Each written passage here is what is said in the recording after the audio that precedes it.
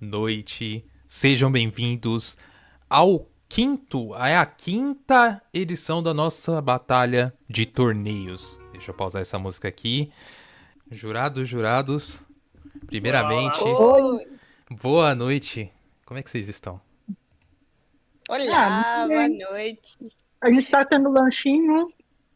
Ó, tem bolachinha e tudo aqui agora. Boa noite, gente. O lanchinho. Estão se alimentando? Bom, Olha. cafezinho e Yuki. Alguma expectativa? Algo a dizer antes? Sintam-se à vontade. Nossa, muitas expectativas nesse momento. Muitas mesmo, porque depois de tanto tempo sem estar aqui de novo, né? E agora estamos aqui para esperar essas novas histórias. Né? Então, é isso. Você tem algo a É dizer? realmente muito engraçado voltar depois de um tempo, nesse tempo que a gente ficou em off das batalhas, porque a gente volta ainda com mais ansiedade pra saber o que vocês fizeram, o que vocês aprontaram nesse meu tempo.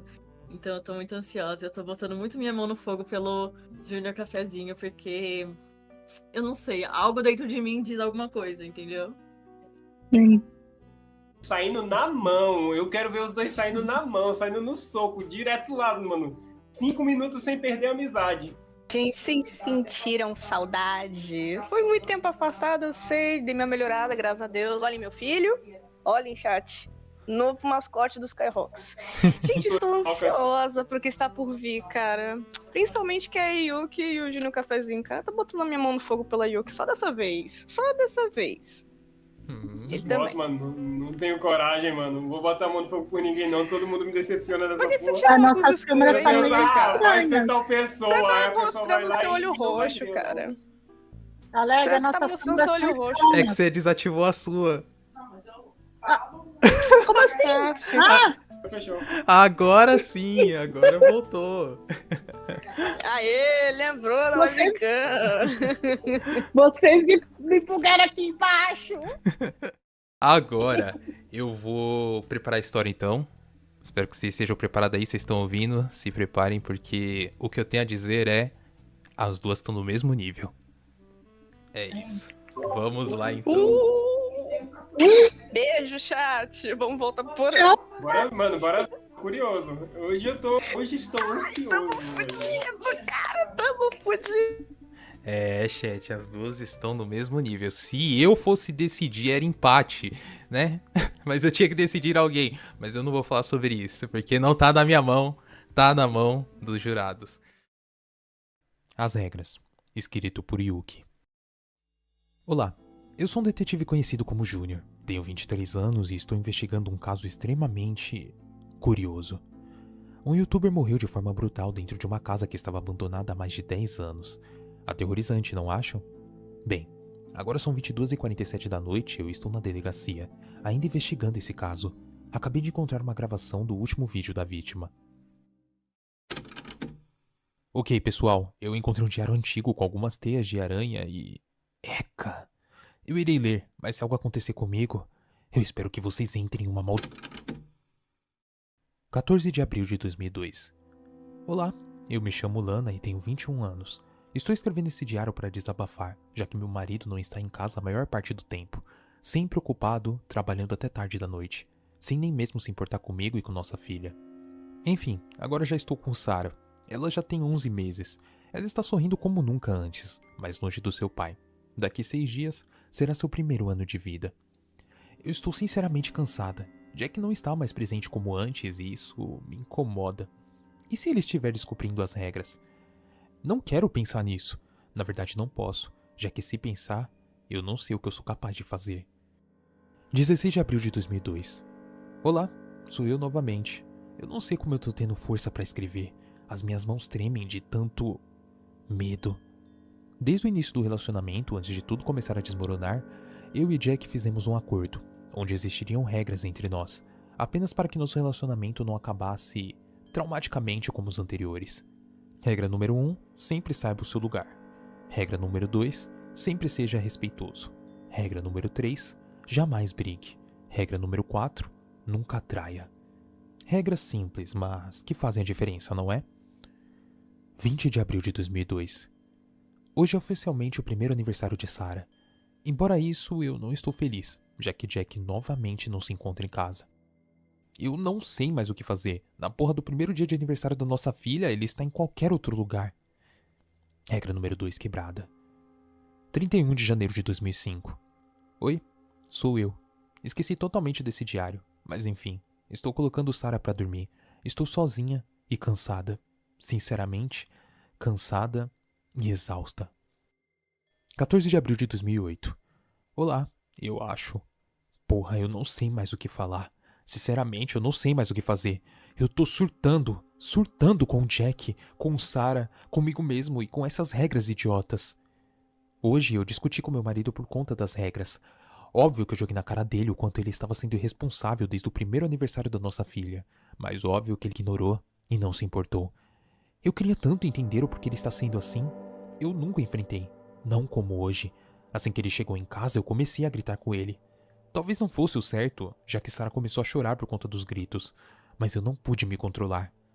Estou estressada. Estou me segurando para não cometer nenhuma loucura. Eu não sei nem mesmo o que dizer. Jack falou que iria melhorar, mas as suas palavras já se tornaram completamente vazias para mim há muito tempo. Então, eu não sei o que fazer. Não sei se devo confiar nele, e isso me irrita profundamente. A pior parte é fechar os olhos e me lembrar da maldita frase que Jack falou. Eu não me importo com Sarah desde que ela nasceu. Ela se tornou a porra de um fardo, além de que essas malditas regras não servem de nada. Eu não sei mais o que fazer. Sarah já tá começando a entender as coisas sobre a vida e me preocupa que ela acabe entendendo o quanto o pai a odeia. Jack quebrou a regra número 2. Jack quebrou a regra número 3. 20 de abril de 2008. Hoje é o aniversário de Sarah, seus 6 anos. Estou agora no mercado comprando alguns preparativos para a festa de aniversário dela. Alguns enfeites coloridos e entre outros. Sinceramente, eu não sei mais como falar. Eu não aguento mais essa merda, tá? Jack quebrou a regra número 1. Era pra ele estar na festa de aniversário dela hoje, mas disse que estaria ocupado com o trabalho. Como sempre. Desde a nossa última briga não nos falamos direito, não conversamos mais e nem mesmo nos olhamos. Óbvio que eu não vou pedir desculpas. Ele tá errado. Ele está totalmente errado, descumprindo as porras das regras que colocamos. Eu tenho que me acalmar. Eu juro que eu tô tentando não surtar. Eu tô tentando melhorar constantemente, mesmo que não pareça. Mas parece que não adianta. Tudo volta e volta. Jack não consegue ser um bom marido, não consegue ser um bom pai, e eu não consigo me separar dele. 20 de abril de 2008. Agora, são 8h20 da noite. Eu tô sentada com Sarah no meu colo. Apenas eu e ela. Apenas eu, ela e o sangue. A porra do sangue do Jack. Jack quebrou a última regra. Jack quebrou a regra número 4. Jack quebrou todas as regras. Jack mereceu. Jack mereceu ser punido. Assim como os últimos. Jack mereceu morrer. Sarah está chorando. As velas do seu bolo estão acesas. E a cabeça de Jack está posicionada em cima do bolo, totalmente ensanguentada. Já a da sua amante está pendurada no teto. Jack me traiu. Jack quebrou tudo. Jack quebrou tanto as regras quanto meu coração. Jack quebrou todas as chances de ter um final feliz. Quebrou todas as chances de poder se tornar um bom pai.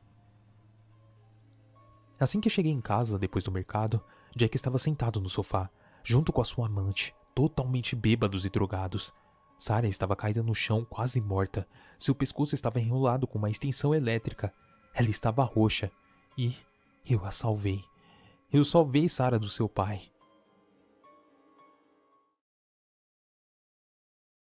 Agora são 22h52 da noite. Sarah estava chamando por seu pai. Aquela vadia ingrata implorava pelo pai, chamava-lhe de forma insistente.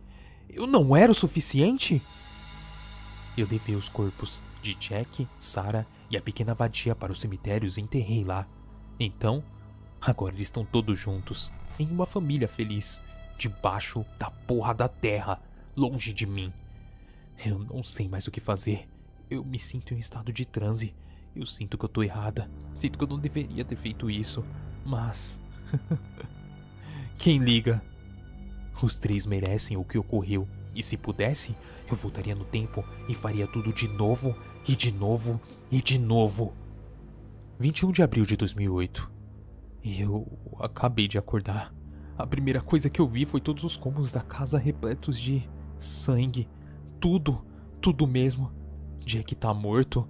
Sarah está morta. O que eu fiz? Eu me sinto culpada? A culpa agora me atinge com a porra de um raio. E eu não sei o que fazer. Sinceramente, eu me sinto mais culpada do que tudo. Eles realmente mereceram isso? Eu não sei. Agora, eu estou totalmente cansada. Porém, não fisicamente, e sim mentalmente. Estou tão fodida.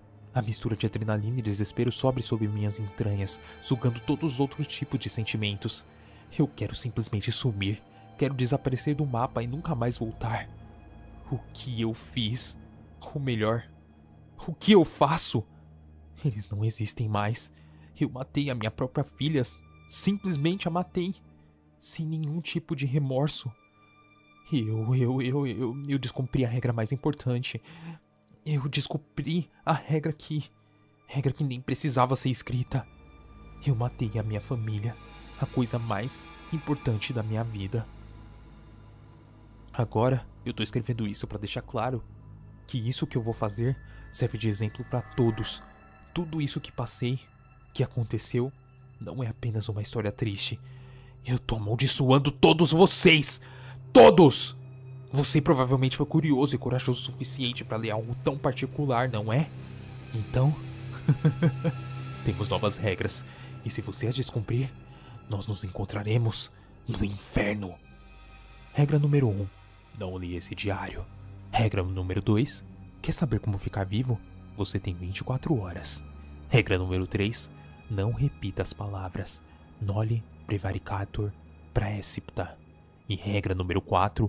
Não descumpra as regras.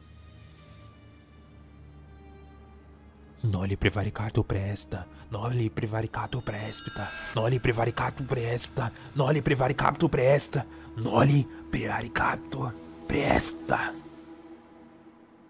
Na gravação, as luzes se apagam de forma abrupta. Barulhos estranhos são possíveis de se ouvir. Uma respiração alta, ofegante, quase como se viesse de mim mesmo. E eu... Meu Deus, eu vou morrer. O youtuber fala antes que a câmera caia. A luz da lua iluminava parcialmente o rosto dele, até que uma forma negra e grotesca surge na câmera. Seus dedos eram compridos com as pontas afiadas. E então, um último suspiro antes que a criatura enfiasse as unhas no pescoço do youtuber. Agora é a sua vez, Noli Prevaricator Praescipta. Essas foram as últimas palavras do youtuber Skyrox, com uma voz grotesca saindo dele antes da câmera enfim desligar. Agora, apenas uma respiração alta e ofegante podia ser ouvida atrás de mim. Eu sei que ele está aqui, apenas esperando que eu descumpra as outras regras. Eu não sei o que falar. Apenas saibam que eu estou gravando esse vídeo para repassar a maldição para vocês. Eu já descumpri a primeira regra, e eu tô muito perto de descumprir a segunda. Então, me desculpe. Sky morreu da mesma forma que a família inteira. Seu corpo foi encontrado totalmente despedaçado. Era brutal. E eu não desejo morrer desse jeito. Eu sinto muito, porém, eu não posso morrer. Não quando eu estou tão perto da verdade. Não quando eu posso descobrir como acabar com a maldição. E eu tive que fazer isso. Então, me desculpem. Deixa eu ver se os jurados podem só... Eles estão discutindo ali, só pra ver se eu consigo tirar uma palavrinha com eles. Ok. Eles estão decidindo legal. Não vamos ouvir, mas vamos só dar uma olhada no porão. Olha lá, estão falando, estão discutindo. Interessante isso, né? Temos câmeras inéditas do porão. Olá, olá, olá. Olá, olá. Sem muito spoiler, o que vocês sentiram da história? Nossa, me remeteu um pouco às origens de quando começaram as creepypastas, sabe? quando a gente misturava um pouco de realidade, plot twist com algo sobrenatural, sabe? Então, eu gostei da história pra já. Mas eu prefiro ver a próxima história pra opinar melhor. Eu gostei da história e eu que trouxe uns pontos bem interessantes. Gostei do final, achei. Não esperava pelo final, foi diferente. Mas sigo na mesma. Também quero escutar a próxima para ter um parâmetro melhor. Pra mim, eu também não tava esperando esse final, eu tava esperando outra coisa. Não sei se seria melhor ou pior, mas eu vou esperar a próxima história pra ter, tipo, uma base concreta do que eu quero falar sobre as duas. Eu gostei da história, uma estrutura muito boa. Me impressionei com a forma que a Yuki conseguiu descrever, assim, a ambientação. Mas, na minha humilde opinião, prefiro ouvir a outra história, o do Júnior, pra ter uma decisão final com os jurados, assim, entende? Beleza. Então já se preparem aí que eu já vou pra segunda, então, sem demorar. Beleza. Ok. Beleza. Nos vemos daqui Boa. a pouco. Vamos lá. Nossa, Sem eu pressão, acho, ainda, galera, sem eu acho que pressão. ainda assim vai ser muito complicado, tá ligado? Tá vendo? Eles estão Pra se decidir. alimentando, significa que o porão funciona bem. Agora deixa eu votar antes que eles se defendam. Os últimos vivos em Monte Cristo. Júnior Cafezinho. O início do inferno. No começo éramos 4, 3 novatos e um veterano. Os únicos detentos na cela 244 na infernal penitenciária de Monte Cristo, em Pernambuco. Dentinho era o chefe da cela, dono da voz mais alta, o cara que transportava as drogas entre os aposentos. Com a sua voz grossa, mãos pesadas, roupas suadas, ele ditava as regras. Respeitar os manos, ajudar quem é da casa, nunca roubar ninguém. Mas o principal, sobreviver longe da luz. Isso significava ficar longe de qualquer tipo de facção criminosa. Nessa última parte ele falava olhando para mim e para Luiz, um moleque novo, cabeça raspada com semblante de cachorro triste. Dentinho sabia que éramos frágeis e sonhávamos em sair da cadeia vivos. Por vez, nos tratava como filhos, alertando como viver na paz. Mas enquanto a pena dos nossos crimes não acabavam, vivíamos como animais. A comida ia para os chefões primeiro, ficávamos com o resto. Fazíamos favor para todo mundo enquanto abaixava a cabeça para não chamar a atenção. O que sobrava do dia, a gente se enfiava nos livros da biblioteca, mal cuidados, sujos e rasgados. De vez em quando eu largava os livros e ia até a janela da cela. O ferro das grades eram quentes e encebados de álcool gosmento. Dali eu via metade do inferno, e era o suficiente para saber que aquele não era o meu lugar. Presídios já são lugares comuns de ter uma atmosfera pesada, mas esse em específico era surreal. O clima era opressor. A garganta parecia secar abruptamente e gritos ecoavam pelos corredores insalubres ao mesmo tempo que o odor de algo podre parecia dominar os nossos narizes. Meses se passaram e aos poucos começamos a entender como o presídio funcionava. Nesse meio tempo, Dentinho morreu. Uma morte envolta em um mistério, mas antes de falar disso, eu preciso pontuar uma coisa. Quando o chefe de cela morre, sempre haverá um para nascer no lugar. E esse cargo foi para o nosso irmão mais velho da cela, Peixeira. Ao contrário de mim e Luiz, Peixeira não sonhava em sair da cadeia, muito menos tinha chance de sair da mesma, principalmente após matar uma família rica e enterrar o corpo na cidade de Rio Formoso. Com sua história popularmente brutal, ele foi escolhido para matar aqueles que são traidores, na visão dos gigantes. Mas o ato de matar um dia acaba sendo cobrado. E a consciência de Peixeira gostava de evidenciar isso. Quando era noite, ele tinha pesadelos frequentes, espasmos para ser mais exato. Seu corpo se retorcia e batia com força na cama de concreto. Sua boca espumava, e seus olhos ficavam abertos fixos em um ponto escuro da cela, próximo da porta. Às vezes ele conseguia pedir ajuda, ou alguma coisa que parecia um lamento ofegante. Eu não sou forte. Meu Deus, me ajuda. Ele tá vindo me matar. Eu e Luiz nos apertávamos em uma única cama enquanto esperávamos os surtos violentos do nosso irmão de cela acabar. Aquilo era uma tortura silenciosa. Como assistir alguém se afogar nos próprios pensamentos sem poder estender a mão para ajudá-lo? Mas com o passar do tempo, algo ainda mais perturbador começou a nos assombrar na cela 244. Algo que ia além da loucura. Algo que nos observava no escuro. O espírito do Dentinho não para de pedir ajuda vindo do inferno. Luiz disse batendo os dentes enquanto ao longe escutávamos murmúrios e gemidos na parte escura do quarto. Sangue e drogas. Pra ser sincero, a morte de Dentinho era um mistério, e era um tópico sensível que não gostávamos de conversar. Lembro de acordar em uma madrugada com sangue respingando em meu rosto. Me assustei. Na cama de cima, era ele quem dormia. Quando juntei todas as peças, meus ossos travaram. Reuni forças e levantei meu rosto para ver o que havia acontecido. Ao olhar aquela cena assombrosa, algo dentro de mim instalou. Um clique. Me teleportando a uma frase que Dentinho costumava dizer. A prisão é um verdadeiro inferno. Aqui dentro, a cor da sua pele não significa nada. Branco, negro, pardo, todos nós acabamos tingidos de vermelho. Como dito, assim foi feito. Encontrei ele sem vida, com o corpo deliberadamente imerso no próprio sangue, por vez dando uma impressão que tinha drenado o sangue despejado em cima do corpo. Ele tinha furos da cabeça até as pernas que pareciam mordidas de ratos ou gabirus, como os detentos chamavam os ratos grandes. Após esse acontecimento, o Peixeira começou a vigiar o quarto em todas as madrugadas. Ele também havia presenciado o espírito do falecido e o temia.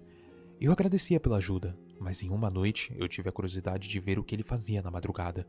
Ao espiar um pouco para a direita, para ter uma visão melhor da sua cama, vi ele inserindo uma agulha suja em sua veia. Inserindo ainda uma palavra fofa, ele rasgava o próprio braço para encontrar a veia correta. Sangue escorria sem cerimônia e ele não parecia sentir dor, só uma necessidade crua e completamente desesperada. A verdade é que o permanecer acordado sob o efeito das drogas era melhor do que voltar aos seus pesadelos. E assim, noite após noite, ele se entregava ao vício. Mas a droga na cadeia tem um preço muito alto, e um uso tão constante não passaria despercebido por muito tempo. Sua sentença foi selada em uma noite abafada e sufocante, no calor daquela cela infernal. Eu e Luiz já sabíamos que isso ia acontecer. Quando aconteceu, apenas observamos os homens com estiletes e facões mutilarem cada parte do seu corpo magro. Enquanto isso, Luiz e eu nos entreolhamos. Nenhuma palavra foi dita. Não precisava, já havíamos desenvolvido esse dom, e naquela noite, ambos soubemos exatamente o que o outro estava pensando. A cela 244 ganhou mais um fantasma. Justiça. Depois desse massacre, viramos apenas 2 sobreviventes, os únicos vivos na cela 244. Eu não sei exatamente quando começou, mas uma lenda urbana começou a se espalhar pelos corredores insalubres. A cela 244 é assombrada. Agora não éramos os únicos presos que viam espíritos. Pela região próxima da minha cela, presos começaram a ver uma figura fantasmagórica rodeando o local. Nenhum detento, sendo novato ou veterano, passava perto do nosso quarto, e muito menos tentavam dormir ali. Eu e Luiz viramos os chefes da cela, mas ser chefe ali não significa poder. Era só um jeito bonito de dizer que estávamos sozinhos. 3 anos já haviam se passado desde a morte do Dentinho e do Peixeira, e só faltava 1 ano e meio pra gente respirar o ar da rua de novo.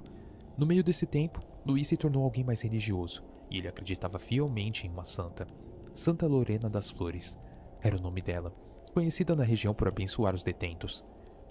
Quando era madrugada, Luiz começava a destilar orações para a santa, na intenção de expulsar os espíritos e amenizar os seus pecados. Naquela época, o crime cometido por Luiz era um mistério para mim. Ele expressava corporalmente desprezo a si. Ele se socava na barriga, arranhava as bochechas e orava como normalmente. Eu não tinha coragem de perguntar o crime cometido por ele. Em minha mente, era óbvio. Era um garoto jovem que não aguentava o peso de ter virado uma decepção para a família, provavelmente, e acabou roubando o mercadinho e foi preso. Em uma manhã, um policial desconhecido bateu em nossa porta. Ei, você! Ele apontou para Luiz. Você com cara de cachorro triste. Pagaram sua fiança. Faça as malas e venha comigo. O meu coração disparou. Não me deixa aqui sozinho. A minha mente pensou, mesmo sendo um pensamento ignorante. Luiz, surpreendido, rapidamente arrumou as malas e assim nos despedimos com um abraço. Olha, não deixe eles te assombrar. Você é um homem bom. Luiz sussurrou em meu ouvido. Desculpa, mas agora eu tenho que voltar para os braços da minha filha. Ele finalizou a despedida. Aos poucos, a sua silhueta sumiu enquanto seguia o policial pelo corredor escuro e fétido. De repente, me assustando, um detento apareceu em minha cela rindo. Sua voz parecia de um fumante. Ele se fudeu. O detento riu até embolar 5 vezes a próxima frase. Ele realmente achou que ia sair ileso. Levantei minha sobrancelha na intenção de expressar dúvida. O detento entendeu a situação. Você não sabe? Ele está sendo levado para a cela 459. A minha cabeça rodopiou. E uma náusea brutal subiu como um veneno pela minha garganta. Eu não queria acreditar, mas eu sabia exatamente qual cela era essa. Lá eles vão cuidar bem dele. Ele demorou a falar, já sabendo que seria algo difícil de aceitar. Quem mandou? Iria estuprar a própria filha. Eu me espatifei no chão. Agora tudo fazia sentido. A lenda urbana era apenas uma metáfora dos detentos para sinalizar um possível estuprador. Ao confirmar a presença de um, vieram buscar. Vômitos espalhavam pela minha roupa. Eu atingia minha cabeça na parede de tamanha culpa. Seu idiota, você protegeu um estuprador. Você continua acreditando que nesse lugar existe amor e esperança? A minha cabeça me torturou em um remix de vozes que pareciam a minha de Dentinho e Peixeira. Aqui é o inferno, porra! As vozes finalizaram. Vermelho.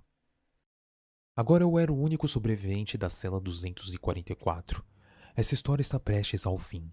Por vez, relato minha última noite nesse inferno. Minha pena acabará amanhã de manhã. Posiciono um edredom feito de tapete e roupas em cima das minhas orelhas, para abafar o barulho. Barulho esse que eu nomeio de Sinfonia do Inferno.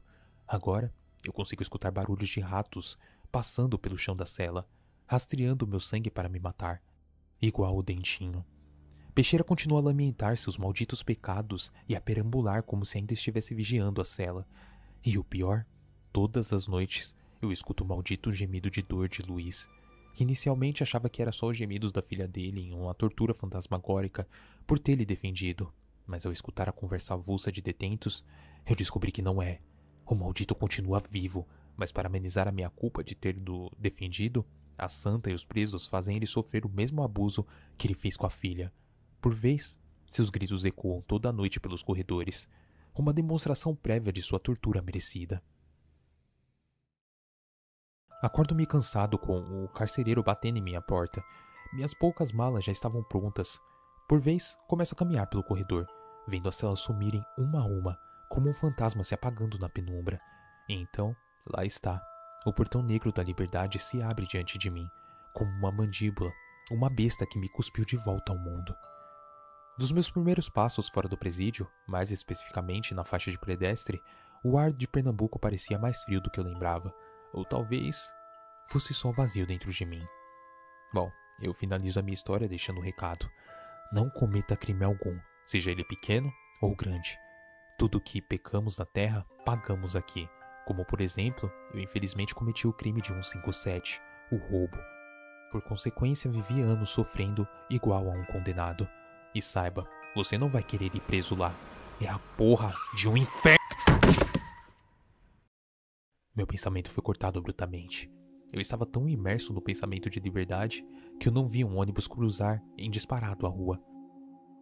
O impacto me lançou contra o asfalto, vermelho. Meus ossos estalaram como uma madeira seca, vermelho. Senti meu corpo rasgar por dentro, vermelho. A alma se desprendendo, vermelho. O mundo completamente escurecendo, vermelho. E meu maldito fim cravado em mim, vermelho. Jurados, Olá! vocês vão ter um belo trabalho, eu diria. Então, boa sorte pra Horrível, vocês. odiei.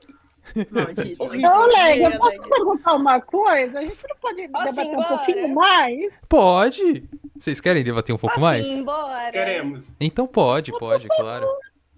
Tranquilo, Quero ir tranquilo. embora, posso ir embora? Discutam embora. aí. Eles pediram, a gente deixa, claro, né? Eu falei que ia ser difícil. Eu queria saber o que... Pode vir? Eles falaram que eu posso ir. Ah, eles estão, vem. Eu não quero, me obriguem. Eu também não vou. Tô brincando, vou lá. Alô. Olá. Oi, Oleg! Eu quero ir embora! Bom. Infelizmente, só depois de dar a sua nota. Boa sorte pra vocês. Ok, então. Absolute, caramba! Ó, vou começar então. Gente, Começa, olha, você primeiro. as histórias são muito boas, as duas foram muito bem escritas, né? Foram muito bem desenvolvidas e tudo. Gostei da primeira parte, que teve plot twists que me envolveram um pouco para o passado, sabe? Quando os creepypastas começaram a surgir e tudo mais, entende? Então, eu gostei dela. Teve uns pontos de que, né? Assim, por que aconteceu aquilo e tal, sim. Mas do cafezinho, é como se ele pegasse uma história real e reescrevesse ela, sabe? E desenvolvesse muito bem cada ponto, cada situação ali. Então, o meu ponto nesse momento vai ser para o cafezinho. Então, 1-0 cafezinho. Ok. As duas histórias foram realmente muito, muito, muito boas. Eu gostei bastante da Yuki, que ela trouxe toda uma questão ali da família e tudo mais, isso eu acho muito legal. E o final foi realmente, eu não esperava aquele final de envolver o Aleg, quebrar a quarta parede, isso eu acho muito legal. A do cafezinho, ela é extremamente linear, ela trouxe pontos, acredito eu, locais, o lance do Pernambuco e tudo mais, isso eu acho muito legal nas histórias do cafezinho, eu adoro isso de verdade. E teve muita questão de capítulos, subcapítulos, subtítulos, digamos assim. E eu acho isso muito legal, muito importante pra manter a história linear. E por esses pontos, e os plots da história do cafezinho foram incríveis também. Então, por esses pontos, o Cafezes tem o meu aval. 2 pontos, cafezinho. Vou até botar óculos pra falar. Eu vou ser direto, mas eu vou explicar em seguida. O meu voto também é no cafezinho. Por quê? O que eu achei da história da Yuki? A história da Yuki, ela começou muito bem e ela começou a ser desenvolvida muito bem. Só que eu acredito que no final ela se perdeu, sabe? Tipo, ela tinha uma coisa simples que ela podia fazer ou ela podia complicar. Ela complicou e não soube aplicar. Por quê? Ela começou a escrever sobre a família, e ela desenvolveu muito bem essa parte. Só que ela adicionou um sobrenatural onde, na minha opinião, não cabia. A não ser que fosse mais desenvolvido antes. Porque o plot twist perfeito pra mim, na minha opinião, seria, na verdade, a mulher que tava narrando, que escreveu o diário, era louca, não era filha dela, nada, ela só criou a história na cabeça e acabou matando uma família inteira. Pra mim, esse seria o melhor final. O que, obviamente, não fui eu que escrevi, então não tem como eu escolher, né? Só que aí ela foi pra uma questão muito abrupta, que ela puxou o terror sobrenatural simplesmente do nada, sem explicar muita coisa, sem explicar por que o diário era amaldiçoado, por que de nada. E isso me fez não votar nela, por causa desse final. Eu tava esperando outra coisa e a quebra de expectativa geralmente funciona bem, dá uma quebra de expectativa. Mas nesse caso, a quebra de expectativa pra mim foi negativa. A história foi muito boa, só que o final me quebrou um pouco. Já do cafezinho, por ser pernambucano também, eu entendi um pouco das referências. Pra quem não sabe, eu sou pernambucano.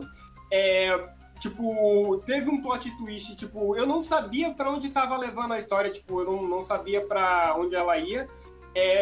Deu pra perceber que teve aspectos de maldição, mas ao mesmo tempo de maldição teve, aquele plot twist, de crime real, crime físico, aquele negócio que, te destrói por dentro. Te quebra, você fica, caralho, eu não acredito que eu tava do lado desse cara até agora. Eu tava torcendo pra esse cara sair vivo e ele era um filho da puta, mano. Ele merecia morrer mesmo. E no final também, não... A questão da maldição não adianta qual foi seu crime, se ele é leve, se ele é pesado, você vai pagar de toda forma. A história dele, pra mim, foi muito bem escrita mesmo. Eu acho que, de longe, foi até injusto, sendo bem sincero, pela forma que ele escreveu. Então, meu voto é nele. Certo. 3 votos. Sou eu! Oi! Eu sei que vocês sentiram a falta das minhas opiniões um pouco concretas, né? Porque da última vez eu fui um pouco... rústica, né? Com o XP9, mas... De novo, vou ter que ser rústica, Leg? De novo! De novo, cara. Primeiramente, pra dar sorte aqui. Segundo, vamos lá. Cara, eu vou seguir a mesma linha de raciocínio do ZK, porque a maioria das coisas que ele falou foi coisas que eu já tava pensando, assim. As duas histórias foram boas. Eu, sinceramente, gostei muito. Mas eu vou falar parcialmente uma de cada pra ser mais justa. A da Yuki eu gostei. Ela tentou trazer uma pegada mais, assim, sobrenatural. Porém, eu vejo que pro final do plot, ela acabou se perdendo. E, claro, né? Foi um pouco injusto o Cafezinho ele ter feito essa injustiça com a garota, que, tipo, só pegou, assim, a faca e passou pelas costas. Nem deixou a menina processar, tadinha. Mas uma coisa crítica que eu vou dar pra Yuki, que ela é uma boa escritora, ela fez histórias muito boas, assim, no decorrer do torneio, mas eu vejo que quando o assunto é sobre o sobrenatural, quando você quer desenvolver uma história voltada a isso, você tem que já dar uma justificativa do porquê que aquilo tá amaldiçoado. Por exemplo, se eu tivesse isso aqui, por que exatamente ele tá amaldiçoado? Então, pra mim, ficou confuso pro final. É como o Zaka falou, se o final que ele descreveu fosse desse jeito que a Yuki fizesse, seria bom e ia aumentar melhor a minha expectativa. Então acabou que minha expectativa se quebrou muito rápido. Eu achei legal, mas só o final ela acabou se perdendo. Então, a crítica construtiva que eu posso dar pra ela é, se ela for fazer de novo uma história voltada, né, pro sobrenatural, que ela revisasse bem isso. Agora o do cafezinho, cara, eu sinceramente eu não estava esperando. Nenhum dos jurados estava esperando. Já acho que é a segunda história da edição, né, que a gente ficou, tipo, surpresa e ficou, tipo, caralho, que história boa, né? Eu acho que é a segunda, não sei. Terceira, então, porque... Pode falar. Depois não, eu fala. sobre ok. Teve a do gato, o cachorro eu não tenho certeza agora. Era do cachorro, do animal. Teve outra em seguida, que eu não vou lembrar, e depois teve a do sinistro. Da repescagem. Foram 3 histórias. Essa foi a 4ª história da nossa edição, que, sinceramente, Aleg, impressionou muito a gente. Eu não tava esperando o quão capaz, assim, tipo, todos os escritores que a gente tá aqui de abate, assim, tipo, desde o começo do torneio, são muito bons. Foram gente de patente alta, mesmo que até os iniciantes tenham derrubado os mais experientes. O Júnior Cafezinho, ele se surpreendeu muito a gente. E, cara, eu não tava esperando por aquele plot final. Então, assim, eu infelizmente vou ter que dar o meu voto pro Júnior Cafezinho. Desde o começo até o fim, ele conseguiu me impressionar muito com a história dele. Ambos foram bons, eu parabenizo os dois. E vamos ver se a Yuki vai impressionar a gente lá no finalzinho, na repescagem, eu acho. É isso. Então, 4-0 pro Cafezinho. Cafezinho, parabéns, você tá na final, você tem a vantagem acima de todo mundo aí pra se preparar, pra preparar as histórias, então já comece a se preparar. Yuki não está eliminada, a Yuki tá esperando o vencedor da repescagem pra enfrentar ele, e a gente não sabe quem é o vencedor da repescagem ainda. Bom, a Revenge de Mia foi revelada, ela é o interrogação, ela que vai enfrentar o Sr. Inti, então, vocês acham que ela vem pra surpreender? Talvez, mano, faltou uma animaçãozinha de revelação aí na hora. É, faltou. Mas a minha escolhe muito bem do que a gente já viu dela, então... Não sei, como a gente viu pouco, mesmo que a gente já tenha visto algo, a gente viu pouco, então vamos ver como será. Eu quero que ela me surpreenda, eu tô com expectativa alta pra ela. Eu tô torcendo pra ela porque ela vai... mesmo, mano. Não, mas é porque lembra que ela vai contra o Sr. Inti. O Sr. Inti. Talvez ele massacre ela, mano. Pegue leve, por favor, Sr. Inti. Mentira, não pega leve não. Não pega leve não, mano. Pega leve com ela, por favor. Não pega leve não. Eu quero ver histórias aqui de sangue. Vamos lá. Não, da última vez que ele pegou sangue, ele me matou na história. Não, pode, né? Pode. É verdade. Eu, hein? Ainda tô ressentida. Estou ressentida, cara. Que saco. Ok, meu filho tem algo pra falar. Tem? Diga. Meu filho tem algo pra falar. Comprem Bitcoin e liguem pra ex de vocês, galerinha do chat. Tem Linux, tá? Não esqueçam. Aprenda Linux. Bitcoin, comprem ex e liguem pro seu Linux, mano. É isso aí. Pessoal, olha, muito obrigada por todos que estão escrevendo, todos que estão interagindo aqui na live. Não se esqueçam também de partilhar para mais pessoas, para a gente crescer aqui no com essa batalha e ter mais batalhas no futuro e assim. Então, Patrocinadores. Queremos patrocinadores. Mandem pra todo mundo queremos- que vocês quiserem, Sim, mano. patrocinem Vamos lá. meu mano, cara, por favor. sim, que a gente quer mais cafezinho, café, vamos Sim, lá. mano, Bora, a bora, verba da Vaporão, coxinha, cara. mano. Por favor, Tá por favor, me vendo? dê Por farelo favor. de patrocínio. E venham pro servidor do Discord. A gente Venham. Eu vou ser joga. Aqui, ó, professora de aqui, ó. vocês. A gente joga jogos e assiste filme, às vezes.